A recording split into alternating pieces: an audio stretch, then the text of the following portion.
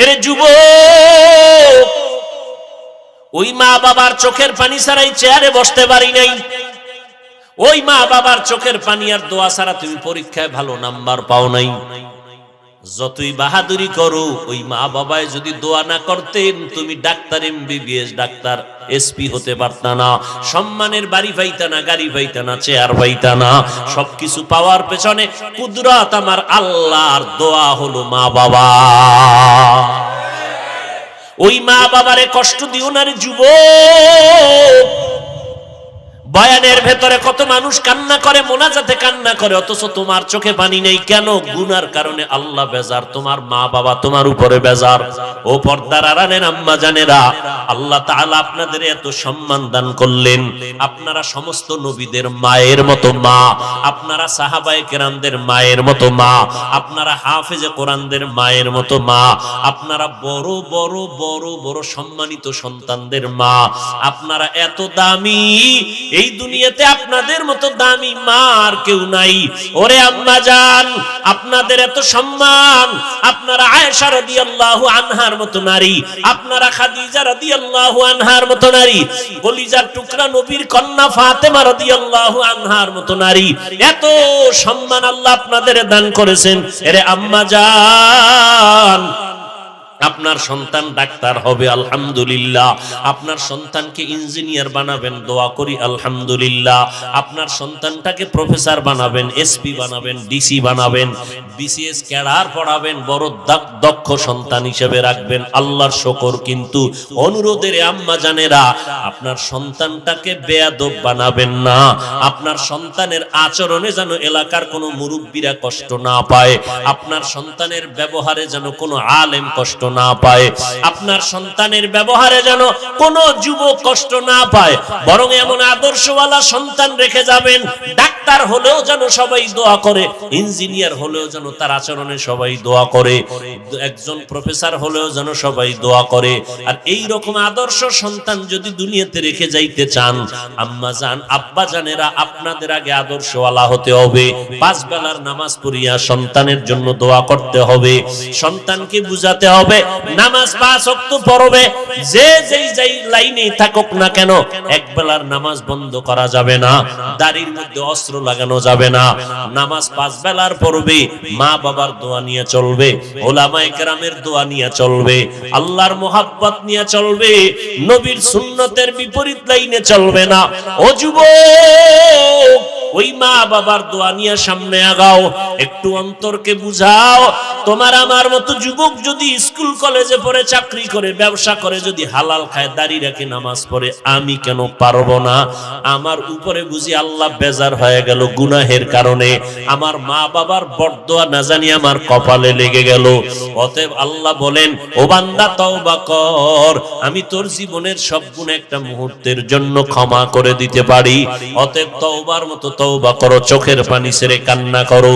ও যুবকেরা, আমার নবীর সুন্নতের উপরে চলতে গেলে তোমার লেখাপড়া বন্ধ হবে না, চাকরিও তোমার যাবে না, তোমার দুনিয়ার সম্মানও কমবে না। ও আল্লাহর বান্দারা, আজকে আমি বক্তা, তুমি শ্রোতা, যতই ভাব দেখাই না কেন, টাকার বাহাদুরি, ক্ষমতার বাহাদুরি, সাদা কাফনে যেদিন ঢুকবা ওই দিন টের পাইবা কার বাহাদুরি কোন জায়গায়। সবাই সাদা কাফনের প্যাকেটে যখন ঢুকবে, কে মাওলানা, কে মুফতি, কে আলেম, কে মূর্খ, কে ধনী, কে গরিব, কোনো ভেদাভেদ থাকবে না। 3টা সাদা কাফনের প্যাকেট বানাইয়া, কারো কাফনের উপরে লেখা থাকবে না এটা পীর সাহেবের লাশ, এটা ইমাম সাহেবের লাশ, এটা রিকশা ড্রাইভারের লাশ, লেখা থাকবে না। কাফনের মধ্যে ঢুকার পরে সব এক হয়ে যাবে, কবরের মধ্যে রাখার পরে 3টা প্রশ্ন সবার বেলায় করা হবে, কে ধনী, কে গরিব, কে আলেম, কে মূর্খ, ভেদাভেদ নাই। 3টা প্রশ্ন সবার বেলায় রেডি। 2 ফেরেশতা আসবে, রবের পরিচয় দাও, ধর্মের পরিচয় দাও, রাহমাতুল লিল আলামিনের পরিচয় দাও। এই 3টা প্রশ্নের জবাব কারা দিতে পারবে? আমরা হুজুরেরা পারবো না, এর কোনো গ্যারান্টি নাই। যদি থাকতো তো জান্নাতের টিকিট পাইয়া আবু বকরের মতো বান্দা সারাটা জিন্দেগি কান্না করতেন না। ওমরের মতো বান্দা রমজানের ঈদের দিন দরজায় তালা লাগায় কান্না করেন। আবু হুরায়রা কান্না করে বলে, ও খলিফাতুল মুসলিমিন, আজকে ঈদের আনন্দ বন্ধ করে আপনি দরজায় তালা লাগায় কান্না করেন কেন? ওমর বলে, আবু হুরায়রা ভাই, আনন্দ তো ওই ব্যক্তি করবে যার মধ্যে কোনো পেরেশানি নেই, চিন্তা নাই। আপনার কিসের চিন্তা? ওমরে ফারুক অর্ধ জাহানের খলিফা, যেই ওমর রাস্তা দিয়া চললে শয়তান ওই রাস্তা থেকে পালায় যায়। এই ওমর কান্না করে আর বলে, আবু হুরায়রা, আমার চিন্তা রমজানে রোজা রাখলাম কবুল হইল কিনা পেরেশানি, রমজানে তারাবি পড়লাম কবুল হলো কিনা চিন্তা, জাহান্নামের আগুন থেকে নাজাত পেলাম কিনা চিন্তা। ওমরের মতো বান্দা যদি কান্না করে, ওসমান রাদিয়াল্লাহু তাআলা আনহু কবরের কিনারা দিয়া যখন যাইতেন হাউমাউ করে কান্না করতেন, অথচ এরা জান্নাতের টিকিট প্রাপ্ত 10 জন সাহাবা অগ্রিম টিকিট পেয়ে গেছে। এরপরও শুধু কান্নার আওয়াজ। হযরত আলী কাঁদতেছেন, আল্লাহর আদালতে কেমনে দাঁড়াবো? আবু বকর কাঁদতেছেন, আল্লাহর আদালতে কেমনে দাঁড়াবো? ওমর কাঁদতেছেন। এই চিন্তা যদি করেন তা আপনার আমার কি পরিমাণ কান্না করা দরকার। অথচ আমাদের চোখে তো পানি নাই, কেউ কান্না করে তাও বরদাস্ত করতে পারি না, পছন্দ করি না। আল্লাহ কোরআনে বলেন, ফালিয়াযহাকু কালিলান ওয়ালিয়াবকু কাসীরা, তোমরা কম হাসো, বেশি বেশি কান্না করো। নবীজির স্পষ্ট হাদিস, ও উম্মতেরা, গাভীর ওলান থেকে দুধ বের করে ভেতরে ঢুকানো যেমন সম্ভব না, জাহান্নামের আযাবের ভয়ে যদি কান্না কেউ করে এক ফোঁটা চোখের পানি ছেড়ে দাও, ওই বান্দার উপরে জাহান্নামের আগুন আল্লাহ হারাম করে দিবেন এমন ভাবে আর কখনো তাকে জাহান্নামে দেওয়াটাও সম্ভব হবে না। ও আল্লাহর বান্দারা, পর্দার আড়ালের মা বোনেরা, ও বৃদ্ধ বাবাজি, ও যুবক ছাত্র ভাই, এখনো সময় আছে, তওবা করে নাও। গুনার কথা স্মরণ করিয়া, এই এলাকার তোমার আমার আপন কেউ জানে না আমি তুমি কত বড় অপরাধী, মাও জানে না, বাবাও জানে না, ভাই ব্রাদার বন্ধুরাও জানে না, একমাত্র আল্লাহ জানেন। ওই আল্লাহর কাছে যদি মনে মনে তওবা করো, আল্লাহ, মরিয়া গেলে যাব, হায়াতের মালিক আল্লাহ, ইজ্জতের মালিক আল্লাহ, মৌতের মালিক আল্লাহ, সম্মান দেয়ার মালিক আল্লাহ। অতএব আর নামাজ ছাড়বো না, বেপরদায় চলবো না, মা বাবারে কষ্ট দিব না, দাড়ি কাটবো না, ওলামায়ে কেরামদের সাথে বেয়াদবিমূলক আচরণ করব না। তওবা করার যদি খাঁটি নিয়ত থাকে এখনো তওবা করতে পারো, নবীর সুন্নাত অনুযায়ী চলবো। খাঁটি অন্তরে যদি তওবা করার নিয়ত থাকে, অন্তরে কোনো মুনাফিকি দুর্বলতা না থাকে, খাঁটি তওবার নিয়তে দুটো হাত আমার আল্লাহকে দেখাইয়া দাও। আয় আল্লাহ, হাতগুলো কবুল করে নেন, তওবা কবুল করে নেন, তওবার উপরে মজবুত হইয়া চলার মতো আমাদের তৌফিক দান করেন, আমিন। রহমতের নবী বললেন, আমি জানি না হাতের মুষ্টিতে কি আছে, আল্লাহ জানাইলে আমি জানি, আল্লাহ যদি জানান না তো আমি জানি না। রুটির মধ্যে বিষ মিশাইয়া দিছে দুশমন বুড়ি মহিলা। পয়গম্বর রুটি খাবেন, একজন সাহাবী গলায় দিয়া জাগায় বিষের ক্রিয়ায় মরে গেল। নবী বিষ মিশ্রিত রুটির একটা অংশ ভেতরে নিলেন, আর এক অংশ নিবেন। আল্লাহ জানায় দিলেন, জিব্রাইল যাও, নবী যেন আর খানাটা না খায়, রুটির মধ্যে বিষ মিশ্রিত আছে। নবী দেখেন না কেন? নবী বলেন, আল্লাহ দেখাইলে আমি দেখি, আল্লাহ দেখায় না তো আমি দেখি না। রুটির মধ্যে বিষ আল্লাহ দেখান নাই, প্রথম নবী দেখেন নাই। কবরের ভেতর দিয়ে নবী হাঁটতেছেন, কবরের স্থানে হঠাৎ বলে, দোয়া করো কবরের মধ্যে আযাব হয়। রুটির বিষ দেখেন না, কবরের আযাব দেখেন কেন?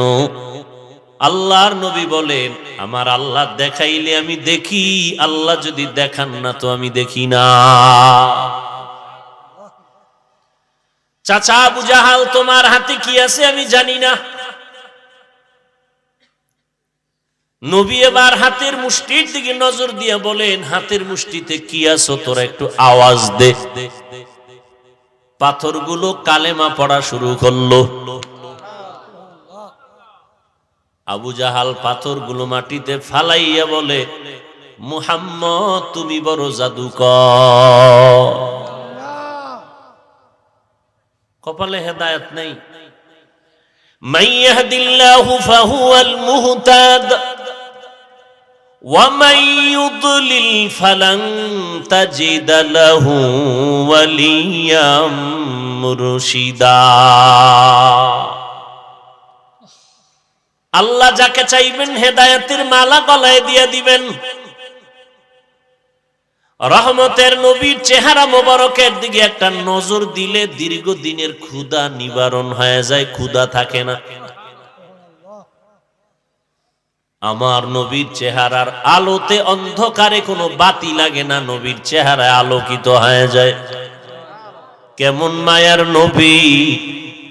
আবু জাহাল দেখলো, বয়ান শুনলো, কালেমা পড়লো না, বিরোধিতা করলো আজীবন। আর নবীজির গর্দান কাটার জন্য ওমর তরবারি নিয়ে দৌড়ায় 100 লাল উট পুরস্কারের লোভে। মদিনার নবী কাঁদতেছেন, আল্লাহ হেদায়েতের মালা গলায় দেও। আল্লাহ বলেন, আমি দিতেছি। সেই ওমর গর্দান কাটতে গিয়া নিজের গর্দানটা পয়গম্বরের কাছে ঝুঁকাইয়া দিয়া বলে, নবী বেয়াদবি মাফ করবেন,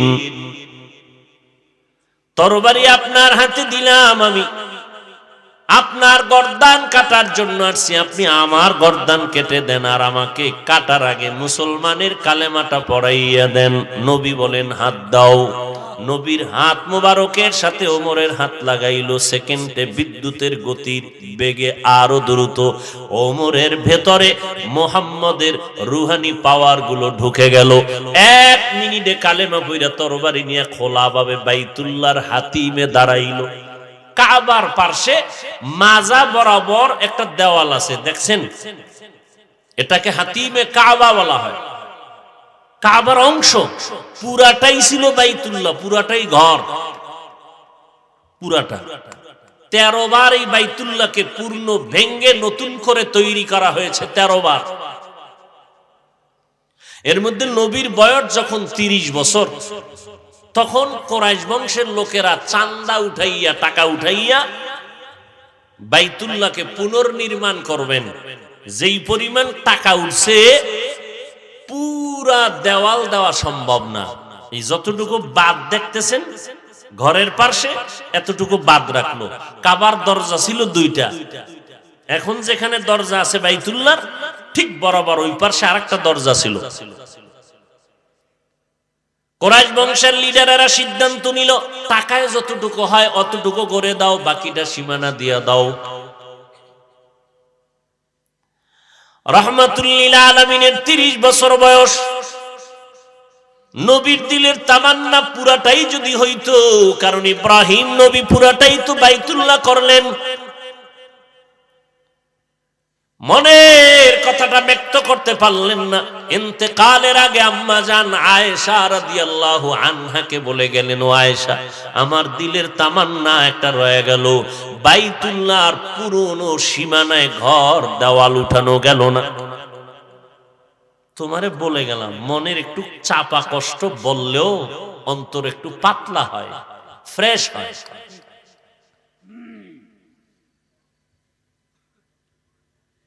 নবীর ইন্তেকালের পরে আব্দুল্লাহ বিন জুবায়ের মদিনার দায়িত্ব নেওয়ার পরে আম্মাজান আয়েশা তাকে বলছিলেন নবীর ওই ব্যথাটা। আব্দুল্লাহ বিন জুবায়ের পুরা অংশ নিয়ে বাইতুল্লাহ নির্মাণ করেছিলেন।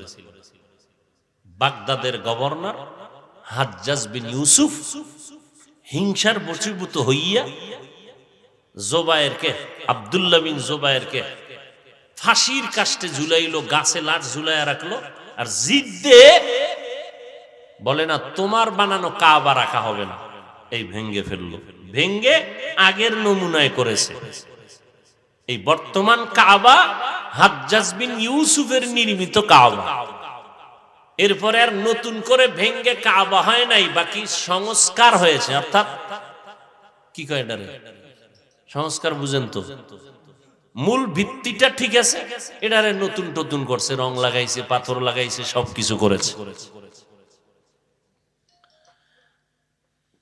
ভাইরা আমার, ওমর হাতিমে কাবায় দাঁড়াইয়া তরবারি নিয়ে বলে, এই বেঈমানের দল, আমি 1 মিনিট আগে মুহাম্মদের দুশমন ছিলাম, এখন বন্ধু হয়ে গেছি। আয়, মুহাম্মদ এখন কালেমার দাওয়াত দিবে প্রকাশ্যে, গোপনে কোনো দাওয়াত নাই।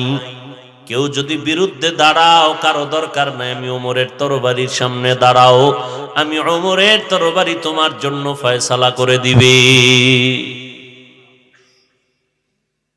হেদায়েত। আরে ভাই, আমার নবীর মতো তুলনাই তো না, নবীর সাথে কোনো তুলনাই নেই। কারণ নবী কেমন, কারণ নবীর কোনো তুলনাই নেই। সেই নবী বারবার দোয়া করতেন, আল্লাহুম্মা ইহদিনাস সিরাতাল মুস্তাকিম, আয় আল্লাহ জান্নাতে যাওয়ার সহজ পথের হেদায়েত দান করেন। নবীর কোনো গুনাহ আছে ভাই? যুবকেরা ভালো করে এই কথাগুলো মনে রাখতে হবে। সমস্ত নবীরা নিষ্পাপ, সমস্ত আম্বিয়া কেরাম নিষ্পাপ। এ কথাকে যারা ঘুরাইয়া ফিরাইয়া একটু অস্বীকার করবে করবে বাপ, সে রাসূলের দুশমন। নবী হেদায়েতের দোয়া করেন। আম্মা জান আয়েশা রাদিয়াল্লাহু আনহা নজর করে দেখেন পয়গম্বর চিন্তায় বিভোর। এত পেরেশানি কেন নবী আপনার? নবী বলেন, হাসরের ময়দানের ভয়। ওই দিন আমার আল্লাহ যদি দয়া না করেন, জান্নাতে যাওয়ার কারো উপায় নাই। আম্মা জান আয়েশা রাদিয়াল্লাহু আনহা বললেন, পয়গম্বর আপনি? নবীজি বললেন, আমিও। আল্লাহ দয়া না করলে উপায় হবে না। তো রাসূলের হাদিস।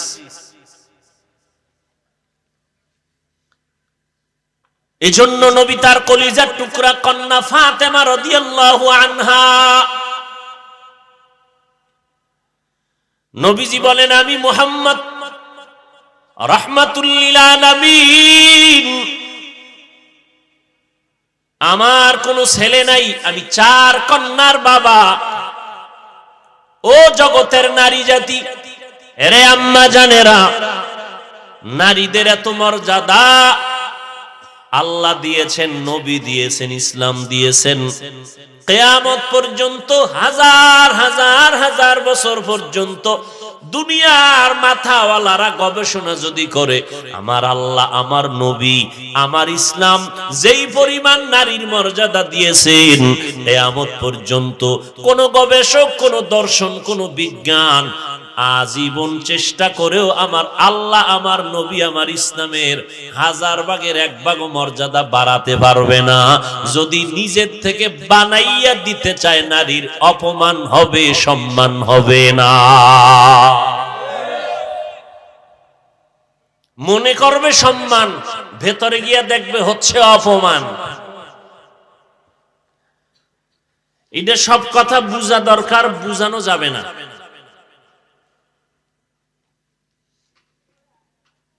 অনেক কথা বুঝতে হবে, বুঝানো যাবে না।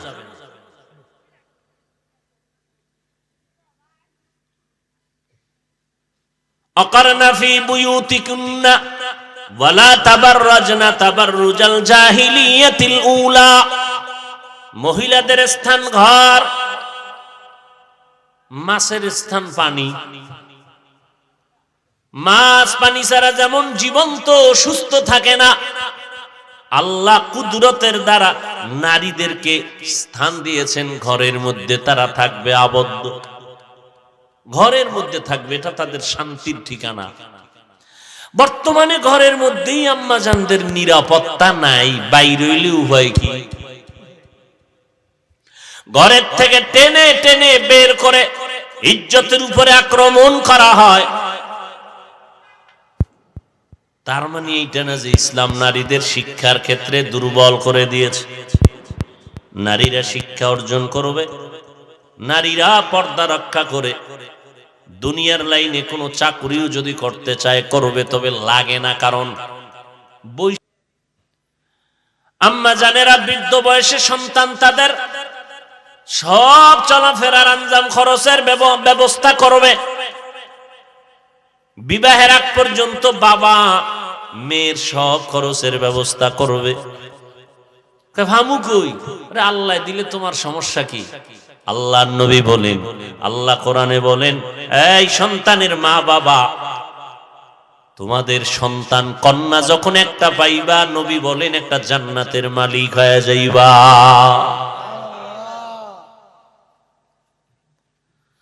যার ঘরে দুইটা কন্যা সন্তান, সে দুইটা জান্নাতের মালিক।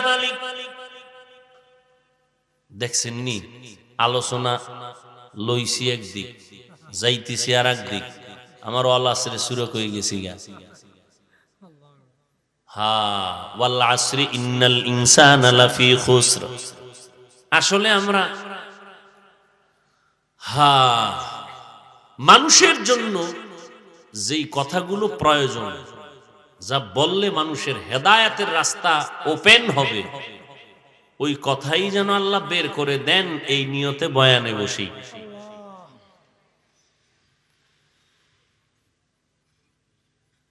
ওয়াল আসরি সূরাটা সবার একটা পরিচিত সূরা। যারা কোরআন শরীফ পড়তে জানে না তারাও এই সূরাটা পারে, শুনতে শুনতে মুখস্থ হয়ে গেছে। ওয়াল আসর, আসরের শপথ। ইন্নাল ইনসানা লাফি খুসর, নিশ্চিত সমস্ত দুনিয়ার মানুষগুলো ক্ষতিগ্রস্ত, জাহান্নামী। ইল্লাল্লাযীনা আমানু, কিন্তু যারা ঈমান আনয়ন করবেন, ওয়া আমিলুস সলিহাত, নেক আমল করবেন, ওয়া তাওয়াসাউ বিল হক, ঈমান আমলের দাওয়াত অন্যদেরকে দিবেন, ওয়া তাওয়াসাউ বিস সবর, ঈমান আমলের বিরুদ্ধাচরণকারীদের বিরুদ্ধে বাধা প্রদান করতে গিয়া বিপদ আসলে ধৈর্য ধারণ করবেন। এই চার গুণওয়ালা মানুষ ব্যতীত বাকি সমস্ত দুনিয়ার মানুষ জাহান্নামী। পয়গম্বরের হাদিস পড়েছি, পয়গম্বর বলেন, কুল্লু উম্মতি ইয়াদখুলুনাল জান্নাতা ইল্লা মান আবা, সমস্ত উম্মতেরা জান্নাতে যাবে যারা নবী মানে না তারা ব্যতীত। ইল্লা মান আবা, সাহাবায়ে কেরামদের মধ্যে বললেন, নবী আপনাকে অস্বীকার করে মানে না কারা? ক্বালা মান আতাআনি দাখালাল জান্নাহ ওয়া মান আসানি ফাকাদ আবা। পয়গম্বর বলেন, ও উম্মতের দল, যারা আমার অনুসরণ করে তারা আমাকে মানে জান্নাতে যাবে, যারা আমার অনুসরণ করে না তারা আমাকে মানে না, জান্নাতে সহসয় যাবে না। আমার অনুসরণ কেমনে হবে? আমার সুন্নতের আমলের দ্বারা হবে। قال النبي صلى الله عليه وآله وسلم তারাকতু ফীকুম আমরাইন লান তাদিল্লু মা তামাসসাকতুম বিহিমা কিতাবাল্লাহি ওয়া সুন্নাত রাসূলি। পয়গম্বর বলেন, আমি বিদায় বেলা দুইটা জিনিস তোমাদের মাঝে রেখে গেলাম, আঁকড়াইয়া ধরো, বিপদ আসবে না, আসলেও তোমারে ধরবে না। এক নম্বরে কোরআন, দুই নম্বরে নবীর সুন্নাত। আল্লাহর জাতের কসম, বর্তমান দুনিয়াতে ইসলামের দুশমন কম না বেশি? সারা দুনিয়ার ইসলাম বিদ্বেষীরা চায় কোরআনের আওয়াজ বন্ধ হয়ে যাক, মাদ্রাসা বন্ধ হয়ে যাক, মসজিদে তালা লাগুক, মাইকে আওয়াজ বন্ধ হয়ে যাক, মাহফিলের মাইক বন্ধ হয়ে যাক। শুধু বেঈমানেরা চায় না, কিছু কিছু অন্তর খারাপ বলা মুসলমান মুনাফিকেরাও তাদের সাথে তাল মিলায়। এত দুশমনের মাঝে আল্লাহর হাজার কোটি শুকর, কোরআন আর সুন্নত যারা নিয়ে চলে, এদের মতো সম্মানে, এদের মতো শান্তিতে বর্তমান দুনিয়াতে অন্য কোন ব্যক্তিরা নাই। এত দুশমন, এরপরও কোরআনওয়ালার সম্মান আছে না নাই? এমপি সাহেব দেখা হলে কয়, হুজুর দোয়া করবেন। কি বৃষ্টি নাই হুজুর, তাড়াতাড়ি উল্টা মোনাজাত দেন।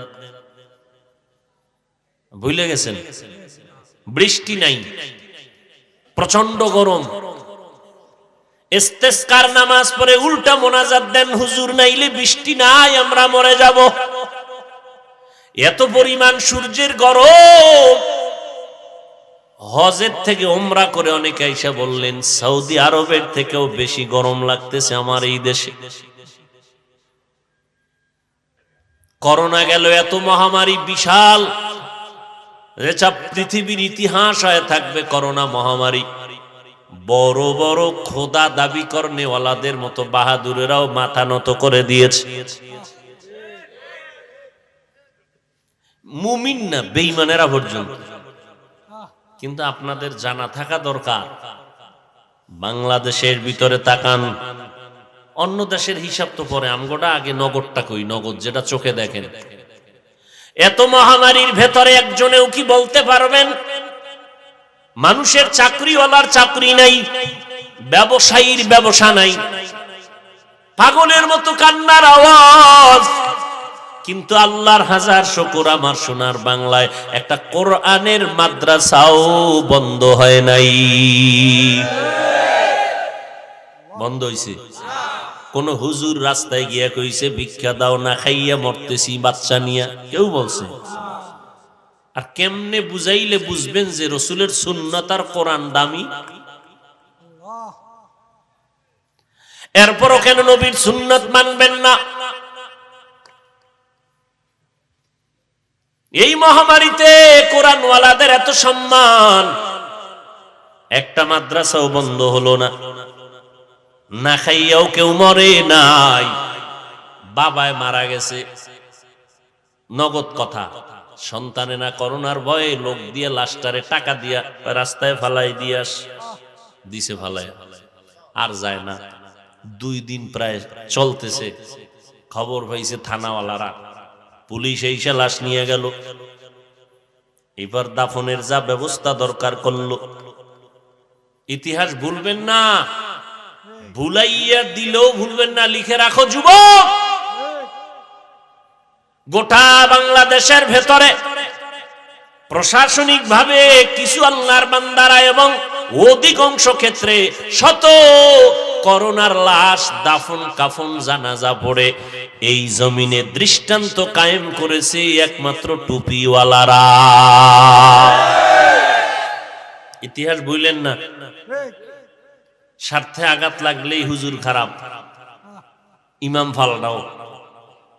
তুমি যেই পরিমাণ অন্যায় করো, তোমার আম্মা কয়বার কইছে তোরে ফালটানো লাগে? আহা,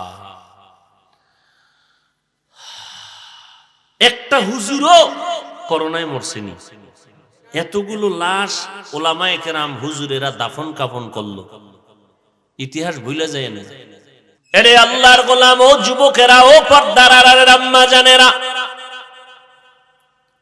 নবী গ্যারান্টি দিয়া চ্যালেঞ্জ দিয়া গেলেন, 2 জিনিস আঁকড়াইয়া ধরো, বিপদ আসবে না, আসলেও তুমি বিপদে পড়বে না, কোরআন আর সুন্নাত। ও যুবক, হিন্দুরা কোনদিন পায়ে ধরলেও নবীর সুন্নত আমল করবে না, ইহুদিরাও করবে না, খ্রিস্টানেরাও করবে না, বৌদ্ধ ধর্মের লোকেরাও করবে না। কেন করবে না? ওরাও জানে মুহাম্মদের মতো মহা মনীষী জমিনের মধ্যে কেউ নাই। এরা বৌদ্ধরাও জানে, খ্রিস্টানেরাও জানে, ইহুদিরাও জানে।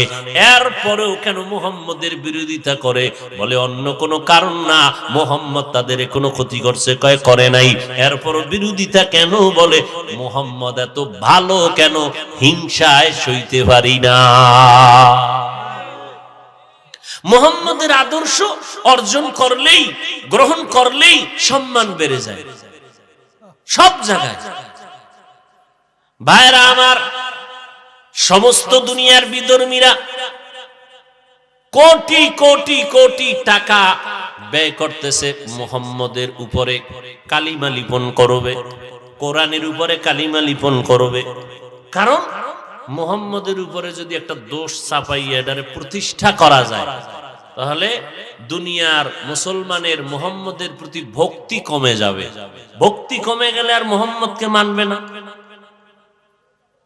এই জন্য বাতিলদের একটা মিশন কি, মুসলমানের মূল মূল জায়গায় সন্দেহ ঢুকায়া দাও। কথাগুলো বুঝার চেষ্টা করেন। নামাজে দাঁড়াইছেন, নামাজে দাঁড়াইয়া হাত বাঁধছেন, আল্লাহু আকবার, হয়তো নাভির নিচে না হয় বুকে, এই তো, কিন্তু সবার মধ্যে কিন্তু একটা ভিতরে ভিতরে সন্দেহ, আরে নাভির নিচে হাত বাঁধলাম, বুকেরটা সঠিক নাকি আমগোটা সঠিক?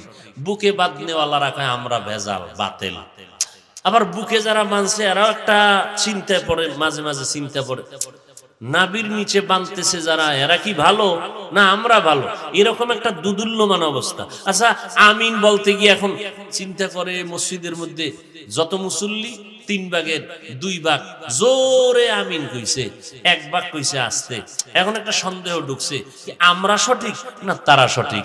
এবার বাইরে দেখে যে এগো সংখ্যা বেশি, তাহলে কি আমরাই কি মনে হয় ঝামেলার? এইরকম একটা সন্দেহ ইবাদতের মধ্যে ঢুকায়া দিছে একমাত্র ইসলামের ব্যানারওয়ালা বাতিলেরা, পেছনে বইসা রিমোট কন্ট্রোল করে ইহুদি আর বেঈমানেরা। উদ্দেশ্য কি? আপনাকে বেনামাজি বানাবে না, নামাজ পড়বা কিন্তু নামাজটা হবে সন্দেহযুক্ত, ওই নামাজ কবুল হবে না। জানাজায় দাঁড়ায় গেছেন,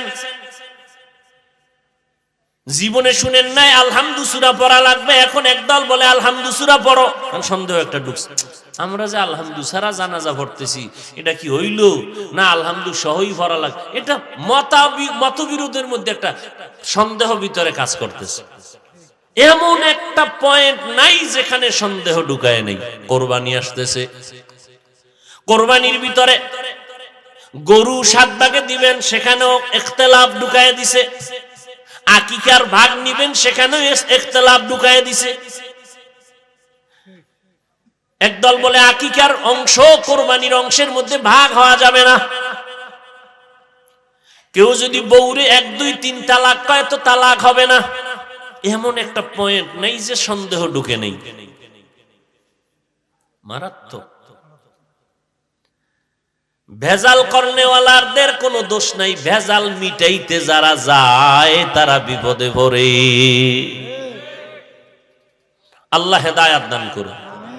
ও যুবক, এরপর আমার একটা কথা, যত দ্বন্দ্ব আছে, কোন দল বা কোন লাইনের মানুষ কি বলছে 5 ওয়াক্ত নামাজ লাগবে না? তাহলে বাস ওইটা পড়ো, 5 ওয়াক্ত নামাজটা পড়ো। টুপি নিয়ে ইখতিলাফ মতনৈক্য করে, মূল বিষয় নিয়ে মতনৈক্য তেমন নাই। অতএব 5 বেলার নামাজ। ও যুবক ভাই, আমি তো বলি নবীর আদর্শ ছাড়া নতুন কোন উত্তম শ্রেষ্ঠ আদর্শ যদি থাকে আমাকে দাও, নবীরটা আমি বাদ দিয়ে দিব। তুমি দিবা কি? তোমার থেকে বড় বড় মাথাওয়ালা আব্রাহাম লিঙ্কন, মাও সেতুন, লেনিন, কার্ল মার্কস, প্লেটো সহ বড় বড় বড় বড় মহামনীষীরা আদর্শ বাজারজাত করলো। আল্লাহর কসম করে বলি, দুনিয়ার সবাই নতুন নতুন আবিষ্কার করে আদর্শ দিল, থিওরি দিল, কিন্তু মুহাম্মদের আদর্শের মতো শান্তির সমাজ কেউ গঠন করে দেখাতে পারে নাই।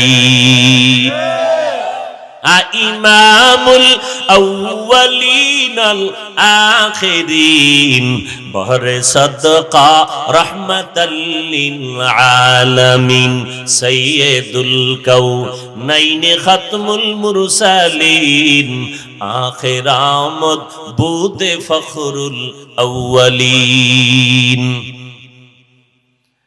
আল্লাহ তাআলা কসম খাইলেন, ওয়াল আসর, আসরের শপথ, নিশ্চয়ই সমস্ত দুনিয়ার মানুষ জাহান্নামে যাবে। কথা শেষ না আরো আছে? আল আসরি ইন্নাল ইনসানা লাফি খুসর, এতটুকুই না আরো আছে? আরো আছে। আল্লাহ কসম খেয়ে বলেন, নিশ্চয়ই সমস্ত দুনিয়ার মানুষ জাহান্নামে যাবে, ইল্লা, কিন্তু যারা 4 গুণওয়ালা হবে তারা যাবে না।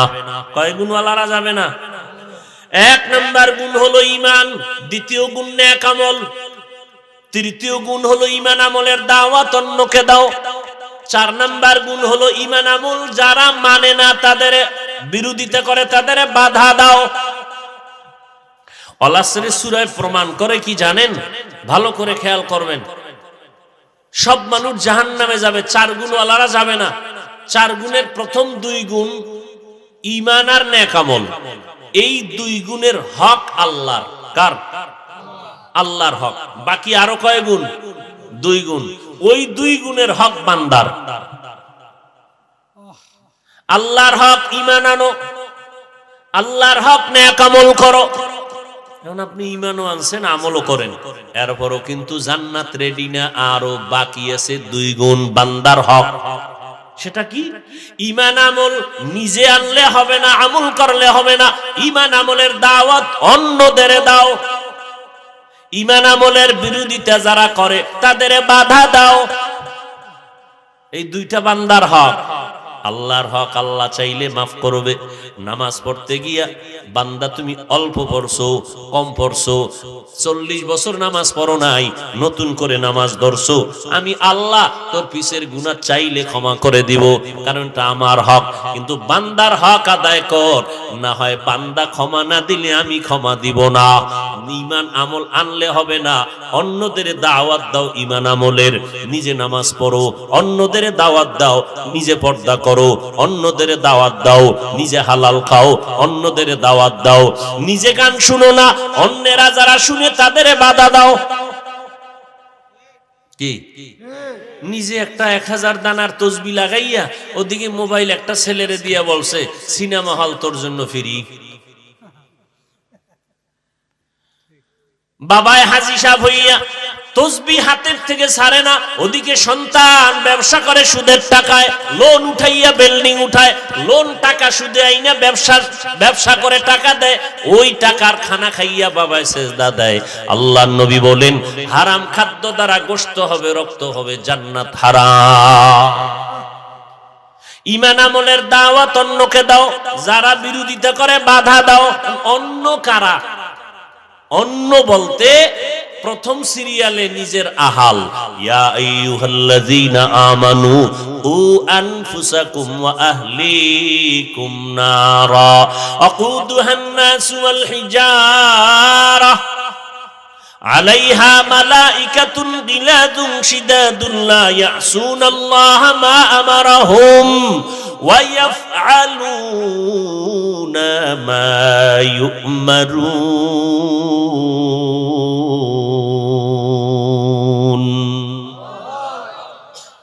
জাহান্নামের আগুন থেকে তুমি নিজেকে বাঁচাও, এরপরে তোমার আহালকে বাঁচাও। মা বাবার জন্য সন্তান আহাল, স্বামীর জন্য স্ত্রী আহাল, বক্তার জন্য শ্রোতা আহাল, ইমাম খতিবের জন্য মুসল্লিরা আহাল, মেম্বারের জন্য ওয়ার্ডের মানুষ আহাল, চেয়ারম্যানের জন্য ইউনিয়নের মানুষ আহাল, সরকারের জন্য গোটা দেশবাসী আহাল, গোটা দুনিয়ার আলেমদের জন্য দুনিয়ার উম্মতেরা আহাল। মা বাবার আহাল সন্তান, সন্তানের বাঁচাও, নিজে না বাইচা। আরে আগে বলছে নিজে বাঁচো, এরপরে আহাল। মা বাবা তুমি আগে জাহান্নাম থেকে নিজেরে বাঁচাও, এরপরে তোমার সন্তানেরে বাঁচাও। নিজে নামাজ পড়ো, সন্তানের নামাজের দাওয়াত দাও। বলে কখন? 7 বছর যখন বয়স হবে সন্তানের, নামাজের মুসাল্লায় দাঁড় করাইয়া দাও। 10 বছর যখন হবে তখন একটু বেতের বাড়ি লাগলে হালকা ভাবে দিয়েও তুমি শাসন করিয়া নামাজে দাঁড়াও। তবে সাবধান, শাসন করতে গিয়ে যেন শোষণ না হয়। তো হিসাবের কাঠগড়ায় দাঁড়াতে হবে। সন্তান অপরাধ করছে, 1 ধমকের তুমি 2টা ধমক দিলে, একটা হবে ইনসাফ আর একটা হবে জুলুম। সন্তান অন্যায় করছে, একটা বেতের বাড়ি ভাবে, আপনি যদি 2টা দেন তো একটা ইনসাফ আর একটা জুলুম। বাড়িটা দিবেন ওজন কত?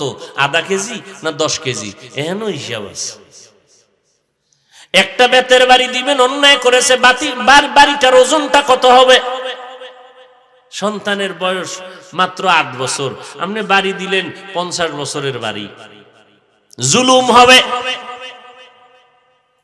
কিয়ামতের ময়দান সব জুলুমের বিচার হবে, ইনসাফের আদালত। শাসন করো, শাসন করতে গিয়া যেন শোষণ না হয়। আবার সাবধান, এই মা বাবারা, সন্তানের শাসন করবা, চেহারার মধ্যে কোনো টাচ করবা না, হারাম। এই স্বামী স্ত্রীকে শাসন করার অনুমতি আছে, তাও কি ডাইরেক্ট নেই। ওই তরকারির মধ্যে লবণ বেশি হইল কেন, একটু মরিচ বেশি হইল কেন, ধাম ধুম বিসমিল্লাহ সারা মার হয় না, না এটা না। কোরআনের আয়াত খুলো, হাদিস খুলো, প্রথম তার একটু বুঝাও, এমনটা করবা না। এইভাবে এরপরে তুমি না বুঝলে নামাজ পড়ে না, নামাজের জন্য দাওয়াত দাও। এক পর্যায়ে তুমি বিছানা আলাদা করে দাও, তোমার সাথে আমি এক বিছনায় থাকবো না। নামাজ ঠিক মতো পড়ো না কেন, আল্লাহর নবীর তরিকা মানো না কেন। চূড়ান্ত শেষ বিচার, শেষ সময় তুমি পারলে একটু প্রহারের প্রয়োজন যদি হয় তা করবা, তবে আগের দায়িত্বগুলো পালন করার পর। ফজরের নামাজে উঠে না, নবীজির স্পষ্ট সহিহ হাদিস, স্বামী তুমি ঘুম থেকে আগে উঠছো, নামাজ আদায় করো, স্ত্রীকেও ডাক দাও, না উঠলে তুমি একটু পানি মারো, চেহারার মধ্যে পানি ছিটাও। এবার স্ত্রী উঠে যাবে, নামাজ পড়বে, যত সওয়াব পাবা, স্ত্রী যে পইরা যা পাবে তুমিও তা পাবা। স্ত্রীকেও আল্লাহর নবী কয়, তুমি যদি আগে উঠেই যাও, ও আম্মা জান, স্বামীকে তুমি ডাক দাও, উঠে না, চেহারার মধ্যে একটু পানি ছিটাইয়া দাও, পানি ছিটাইয়া দাও। একজনে কয় পানি এক বালতি মাথার দ্বারে লয়ে ঘুমাইছে। সকালে কোন রকম একটা ডাক দিছে, যে ডাকটা শুনবে না মনে কইরা, এক ডাক দিয়ে এক বালতি পানি পুরা গোসল করায় দিছে। ভাইরা আমার,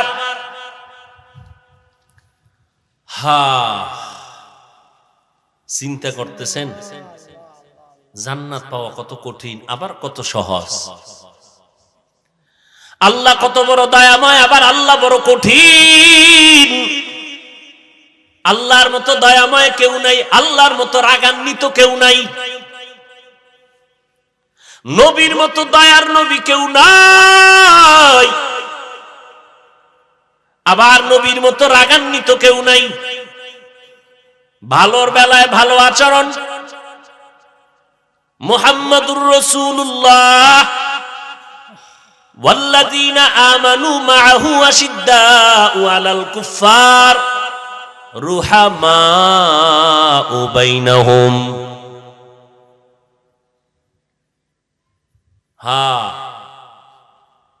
বেঈমানের বেলায় কোনো ছাড় নাই, কোনো সুযোগ নাই, কোনো নরম কথা নাই। ওয়াল্লাযীনা মাআহু আশিদ্দাউ আলাল কুফফারি রুহামাউ বাইনাহুম। ভাইরা আমার, ১৫০০ বছর হয়ে গেল, দুশমনেরা দুশমনি বন্ধ করে নাই, কোরআনের ভেতরে ভুল বের করার অপচেষ্টা করলো। আজও পর্যন্ত একটা ভুল কেউ বের করতে তো পারলই না, বরং অনেক বিধর্মী কালেমা পড়ে মুসলমান হলো। মুসলমানের দিকে তাকাইয়া বড় দুঃখ লাগে রে বাবা, মদিনার নবীর আদর্শে কেন চুলগুলো রাখতে পারলা না? আমার নবীর আদর্শের মধ্যে কি চুল কাটার সুন্নত তরিকা নাই? তাহলে বেঈমানেরটা কেন পালন করো রে বাবা, আমার নবীরটা কেন পালন করো না? কারণ বহু বিধর্মীরা নবীর আদর্শ দেখে কালেমা পড়ে, তোমার আদর্শ দেখে বিধর্মী কালেমা পড়বে, কিন্তু তোমার মধ্যে নবীর আদর্শ নাই কেন রে বাবা? কি মনে মনে ভাবছো হুজুরদের কথা বুঝি মিথ্যা? না, ওলামায়ে আহলে হকরা কোরআন হাদিস দিয়ে কথা বলে, কোরআনের মধ্যে একটা ভুল পারলে বের করে দাও। এখনো যদি বের করে দিতে পারো, দাড়ি ফালাইয়া প্যান্ট শার্ট টাই লাগায় নাচ গান করবো, নামাজ পড়বো না, কোরআনের বিরুদ্ধে কথা বলা শুরু করব, কিন্তু আজও পর্যন্ত একটা কোরআনে ভুল কেউ বের করতে পারে নাই। তোমাদের অন্তর থেকে একটু জানতে চাই, আমার আল্লাহর কোরআন এখনো কি সত্য অবস্থা আছে নাকি কোনো ভুল আছে? এবার যুবকরা একটু জবাব দাও, ওই কোরআনে জান্নাত আর জাহান্নামের বয়ান আসেনি? সত্য না মিথ্যা? ইন্নাল্লাযীনা আমানু ওয়া আমিলুস সালিহাতি কানাত লাহুম জান্নাতুল ফিরদাউসি নুজুলা। আবার জাহান্নামেরও বয়ান আছে, ইন্না জাহান্নামা কানাত মিরসাদা লিত্তাগিনা মাআবা লাবিসিনা ফিহা আহকাবা।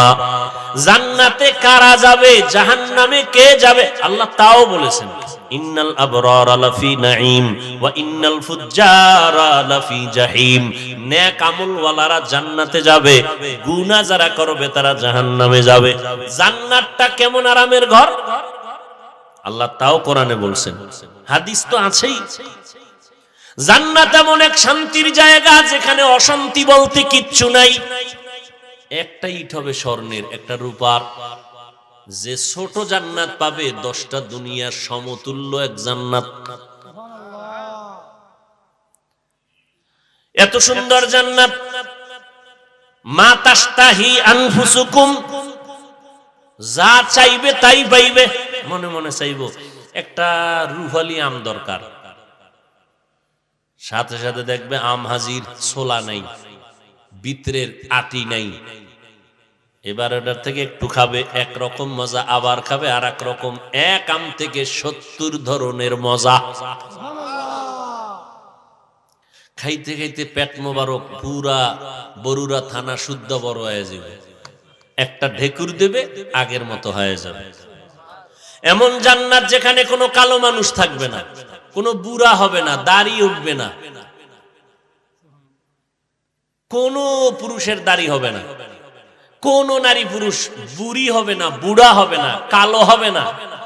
জান্নাতে ঢুকার আগে জান্নাতের গেটের সামনে আবে হায়াতের কূপ আছে, গোসল করবে, উঠা দেখবে সব যুবক আর যুবতী, আর পবিত্র এবং পরিষ্কার, সুন্দর সুন্দরী, কোনো কালো হবে না। নবী তালা খুলবেন, নবী ঢুকবেন, আর বলবেন অন্য নবী ঢুকবে। উম্মতের সিরিয়ালে মুহাম্মদ নবীর উম্মত আগে ঢুকবে, এরপরে অন্য নবীর উম্মতেরা। এই জান্নাত কারা পাবে? যারা বিড়ি টানে। এই জান্নাত পাবে যারা নেক আমল করে। ও যুবক, একটা ওয়াজ আজকে বাড়ি নিয়ে যাও, জান্নাত তো পাইতে চাই ইনশাআল্লাহ। 100 না কম আছে?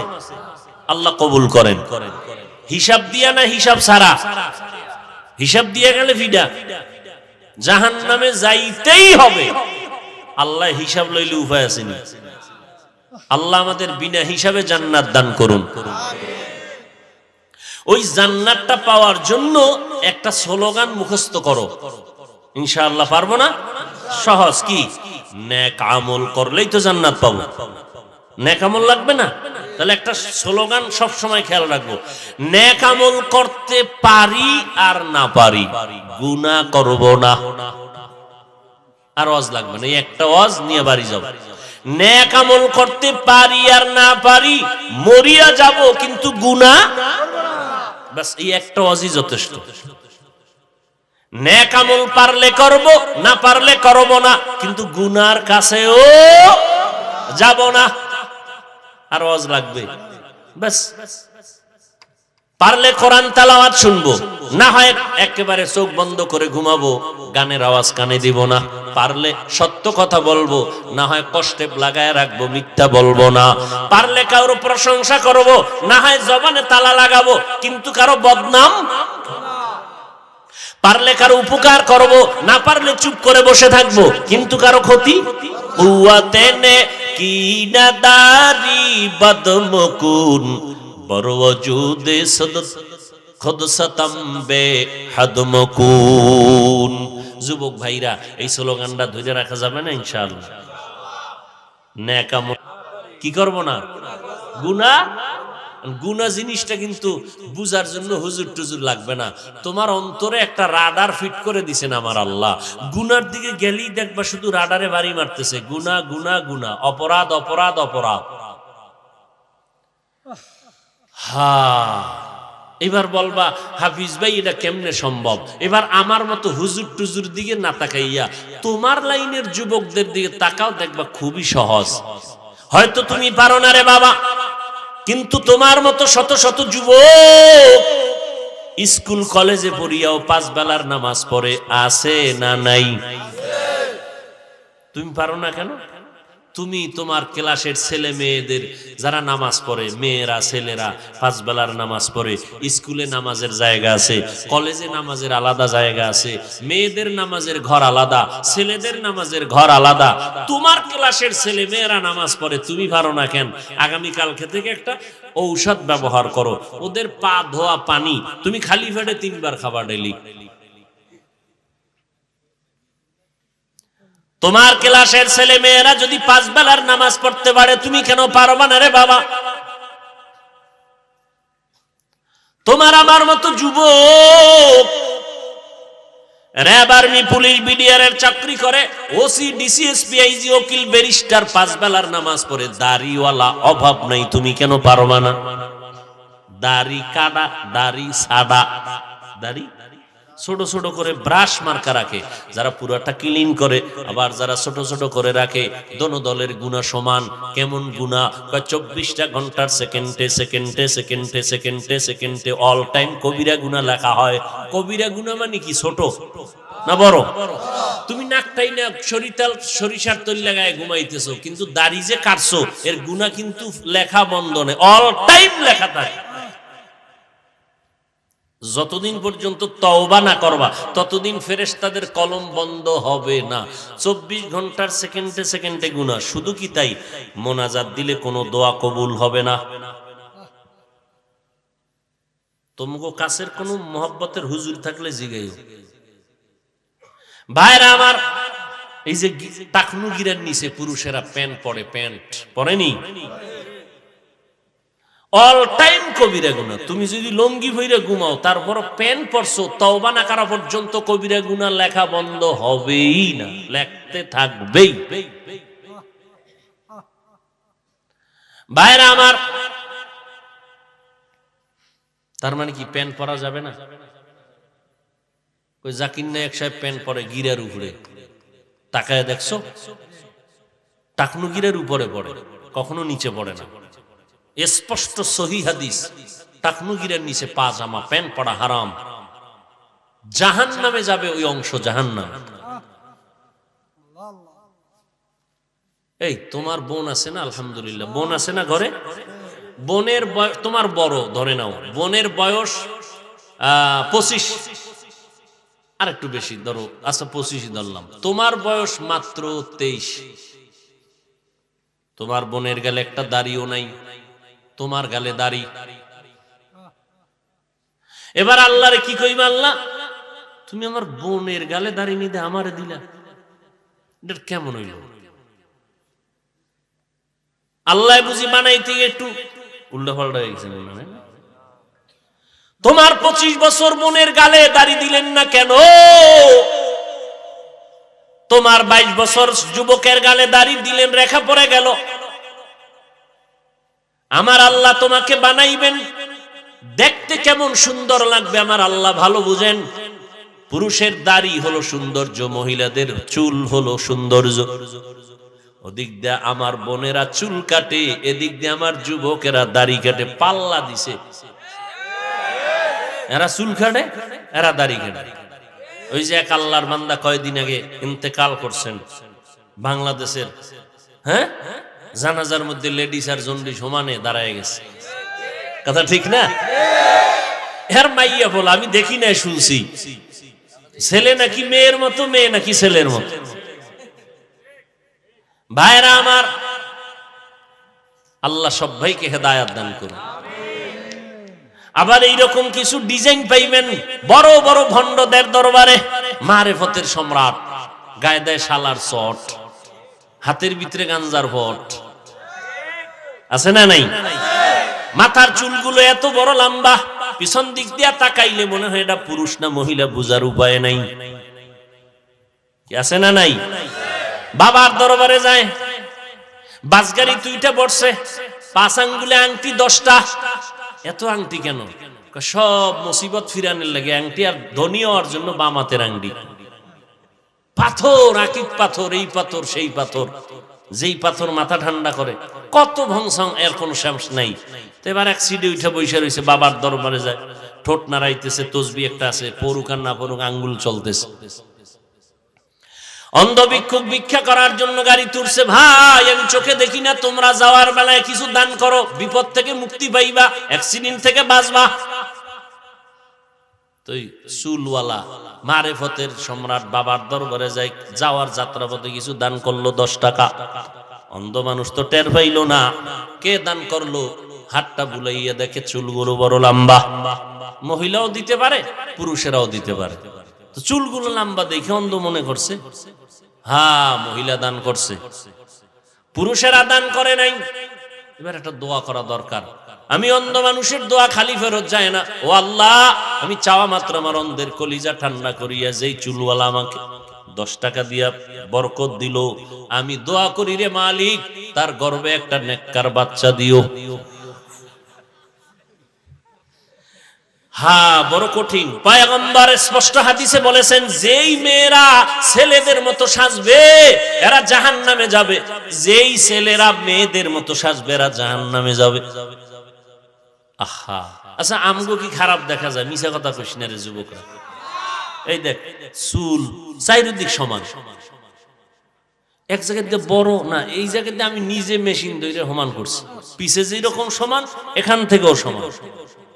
এরপরে টুপি সবসময় মাথায় নেই, সবসময় চেষ্টা করি ঘুমাইতে গেলেও টুপিটা মাথায় থাকুক। আমার এক ওস্তাদ কইছে ছাত্র জীবন অনেক আগে, টুপি মাথায় দিয়ে ঘুমাবি, আজরাইল এসে যেন দেখে সুন্নত তোর মাথার পাশে।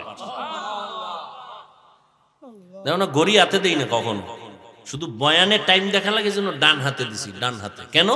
ওই ওস্তাদ আমারে কইছে। মুরব্বীরা জিগাইব, তোমার ওস্তাদ জিগাইব টাইম কত, তুমি বাম হাতটা সামনে নিবা কেন? আদবের ভিতরে বরকত বেশি, এই জন্য ডান হাতে দেই। তাও বয়ানের টাইমে আবার খুলে রাখি, ঘড়ি হাতে দেওয়া পছন্দ লাগে না। আহা, লিকুল্লি শাইইন জিনাতুন ফিল ওয়ারা ওয়া জিনাতুল মারই তামামিল আদাব। তুমি আজকে বিড়ি টানো স্যারের সামনে দাঁড়ায় দাঁড়ায়, আরে টান, সুখ টান। হ্যাঁ, কি টানা টান? আল্লাহ হেদায়েত দান করুন। আমরা এখনো, এই বেটা আমি তো বক্তা, ছোটখাটো একটা বক্তা তো, কিন্তু এখনো আমার ওস্তাদ সামনে থাকলে আমি জুতা ধইরা টাইনা রাখি, সোজা করি, ধুইয়া দেই। এতটুকু সম্মান যদি না দিতাম তাই চেয়ারে এতদিন টিকতে পারতাম না, যেই ঝড় তুফানের মধ্যে আমি আছি। আমার এলেম নাই, কিচ্ছু নাই, আল্লাহ ওয়ালাদের নেক নজর আছে, আর বেদবি জীবনে করি নাই। ও যুবক আল্লাহর গোলাম, তোমার মতো যুবক স্কুল কলেজে পড়িয়াও যদি নামাজ পড়ে, তুমি তোমার বিবেকটাকে একটু জিজ্ঞাসা করো, তুমি কেন পারবা না? ঘুমের ঘরেও কত মানুষ মরিয়া যায়, ঘুমের ঘরেও কত মানুষের ইন্তেকাল হয়ে যায়। আজকে রাতের বেলা তুমি যদি ঘুমাইয়া যাও, সকালবেলা মা ডাক দিবে ঘুম থেকে উঠো, হঠাৎ মা নজর করে দেখবে, শরীরের মধ্যে হাত দিয়ে দেখবে বরফের মতো ঠান্ডা, কাঠের মতো শক্ত, চিৎকার দিয়া বলবে আমার ছেলে আর নাই। অযুবক, জীবনটাকে হেলায় হারাইও না। আজকে তোমরা স্কুল কলেজে যাদের লেখা বই পড়ো, ইংরেজি বই পড়ো, অঙ্ক পড়ো, ভূগোল পড়ো, ইতিহাস পড়ো, এই যুবকেরা আমার লাগে কথা কও, স্কুলে যে পড়ো ইংরেজি, অঙ্ক, ইতিহাস, ভূগোল, এই বইগুলো কি আসমান থেকে আইছে না কেউ লেখছে? আচ্ছা একটু চিন্তা করতে, আল্লাহ তো বিবেক দিছে, যে বইটা লেখলো তার কপালটা কত বড় চান কপাল, যে তার লেখা বইটা সমস্ত স্টুডেন্টরা কবুল করে নিছে। সমস্ত কলেজের ছেলে মেয়েরা তার বই পড়িয়া ইংরেজিতে কথা বলে, তাহলে ওই লোকটারে জীবনে দেখেও নাই, এই বইটা যিনি লেখছে তারে দেখেও নাই। তোমার মতো যদি সারা রাত্র মোবাইল চালাইয়া কবিরা গুনাহ করে কাটাইতো, জীবনে তার বই লেখা হতো না। তার কপাল কত ভালো যে তার লেখা বইটা আজকে সব ছেলে মেয়েরা পড়ে, শ্রদ্ধার সাথে চুমা খায়। তুমি মইরে গেলে কি দিয়ে যাবা জাতিরে, যেটা ধইরা চুমা খাইবে মহব্বতে? কি দিছো? গালি। মা বাবারে দিছো খারাপ আচরণ, মা বাবায় মনে মনে কষ্ট পায় আর বরদোয়া করে মরে না কেন? এর যুবক, ওই মা বাবার চোখের পানি ছাড়াই চেয়ারে বসতে পারি নাই, ওই মা বাবার চোখের পানি আর দোয়া ছাড়া তুমি পরীক্ষায় ভালো নাম্বার পাও নাই। যতই বাহাদুরি করো, ওই মা বাবায় যদি দোয়া না করতেন তুমি ডাক্তার, এমবিবিএস ডাক্তার, এসপি হতে পারতা না, সম্মানের বাড়ি পাইতা না, গাড়ি পাইতা না, চেয়ার পাইতা না। সবকিছু পাওয়ার পেছনে কুদরত আমার আল্লাহর, দোয়া হলো মা বাবা। ওই মা বাবারে কষ্ট দিও না রে যুবক।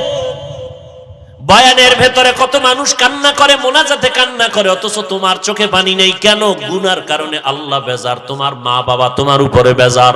ও পর্দার আড়ালের আম্মা জানেরা, আল্লাহ তাআলা আপনাদের এত সম্মান দান করলেন। আপনারা সমস্ত নবীদের মায়ের মতো মা, আপনারা সাহাবায়ে কেরামদের মায়ের মতো মা, আপনারা হাফেজে কোরআনদের মায়ের মতো মা, আপনারা বড় বড় বড় বড় সম্মানিত সন্তানদের মা, আপনারা এত দামি। এই দুনিয়াতে আপনাদের মতো দামি মা আর কেউ নাই। ওরে আম্মা জান, আপনাদের এত সম্মান, আপনারা আয়েশা রাদিয়াল্লাহু আনহার মতো নারী, আপনারা খাদিজা রাদিয়াল্লাহু আনহার মতো নারী, কলিজার টুকরা নবীর কন্যা ফাতেমা রাদিয়াল্লাহু আনহার মতো নারী, এত সম্মান আল্লাহ আপনাদের দান করেছেন। এরে আম্মা জান, আপনার সন্তান ডাক্তার হবে আলহামদুলিল্লাহ, আপনার সন্তানকে ইঞ্জিনিয়ার বানাবেন, দোয়া করি আলহামদুলিল্লাহ, আপনার সন্তানটাকে প্রফেসর বানাবেন, এসপি বানাবেন, ডিসি বানাবেন, বিসিএস ক্যাডার পড়াবেন, বড় দক্ষ সন্তান হিসেবে রাখবেন, আল্লাহর শুকর। কিন্তু অনুরোধের আম্মা জানেরা, আপনার সন্তানটাকে বেয়াদব বানাবেন না। আপনার সন্তানের আচরণে যেন এলাকার কোনো মুরব্বীরা কষ্ট না পায়, আপনার সন্তানের ব্যবহারে যেন কোনো আলেম কষ্ট না পায়, আপনার সন্তানের ব্যবহারে যেন কোনো যুবক কষ্ট না পায়, বরং এমন আদর্শওয়ালা সন্তান রেখে যাবেন, ডাক্তার হলেও যেন সবাই দোয়া করে, ইঞ্জিনিয়ার হলেও যেন তার আচরণে সবাই দোয়া করে, একজন প্রফেসর হলেও যেন সবাই দোয়া করে। আর এই রকম আদর্শ সন্তান যদি দুনিয়াতে রেখে যাইতে চান, আম্মা জান আব্বা জানেরা, আপনাদের আগে আদর্শওয়ালা হতে হবে।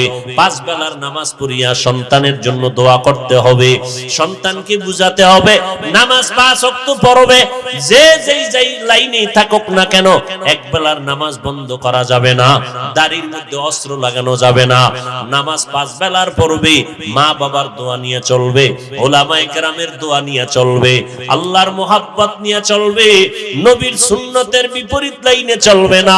ও যুবক, ওই মা বাবার দোয়া নিয়ে সামনে আগাও, একটু অন্তরকে বুঝাও।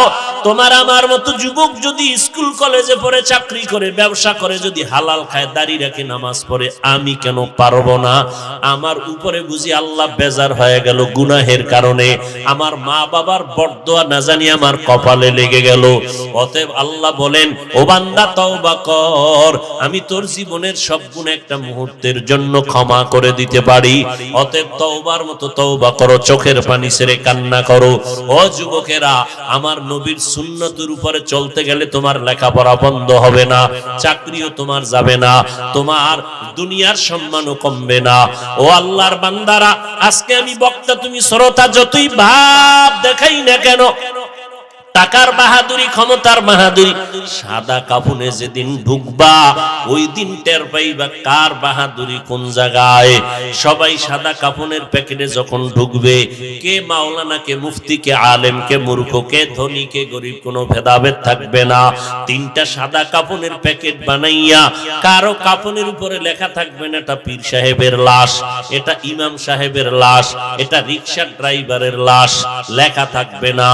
কাফনের মধ্যে ঢুকার পরে সব এক হয়ে যাবে, কবরের মধ্যে রাখার পরে 3টা প্রশ্ন সবার বেলায় করা হবে, কে ধনী, কে গরিব, কে আলেম, কে মূর্খ, ভেদাভেদ নাই। 3টা প্রশ্ন সবার বেলায় রেডি। 2 ফেরেশতা আসবে, রবের পরিচয় দাও, ধর্মের পরিচয় দাও, রাহমাতুল লিল আলামিনের পরিচয় দাও।